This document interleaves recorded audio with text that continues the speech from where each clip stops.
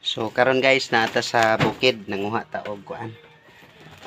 Sugnod na mo, bunot kay tingula naman na mamigi stock dire nga kuano, mga bunot. So kining bunot tindot na siya sugnod. Then double purpose po ni guys ang bunot. Kay usahay sa tabi na may agas. So magamit ra gini siya guys kung way agas. Eh, pwede man iilo.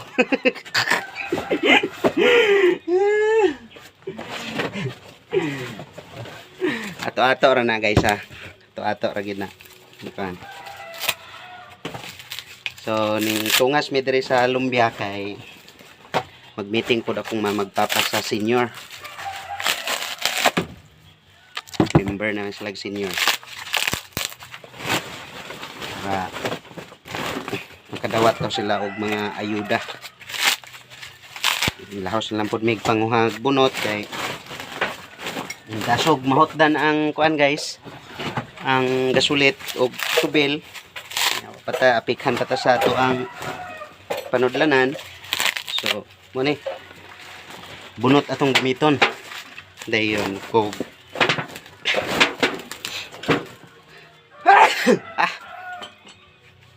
abog guys, abog. Okay. Di manggit permente nga natay ma.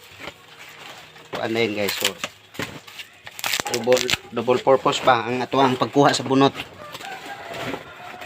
Hindi sugnod. Hindi pod iilo.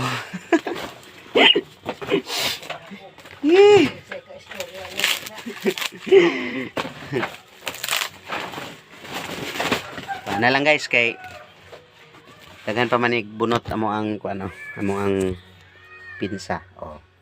See? Amo ning gi-stack gidre og tuyo kay panahon nga sigig ulan, so maugar siya. Basa pa ni siya gibutang dire. Then karon nga na-stack na og dugay, uga na kayo, then sigig ulan. So naa na may makuha nga mga uga. So bahala siya og kusog mo aso. So mao ni pure gyud nga gasol guys. No? Gasulbong ang aso gyud, tinuod gyud na. So pero double purpose po na siya guys, no? Aside sa pwede na tong mailo, pwede po na siya gamitog fogging na to. Magpaaso-aso ta sa atong mga kabalayan. Buntag udto hapon kay maglungag man ta. So ang mga lamok makuan gyud siya.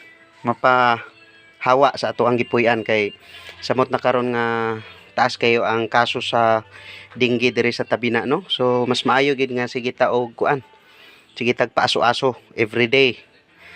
Buntag hapon kay inig kahapon diha manggawas ging mga lamok manulod na sa atong kabalayan, so magpaaso gid ta. So yun ana lang guys kay arong makaiwas pud ta, no? Kay lisod kaayo sa panahon karon, lisod kayong magkasakit gyud kay grabe kamahal na sa mga palitonon.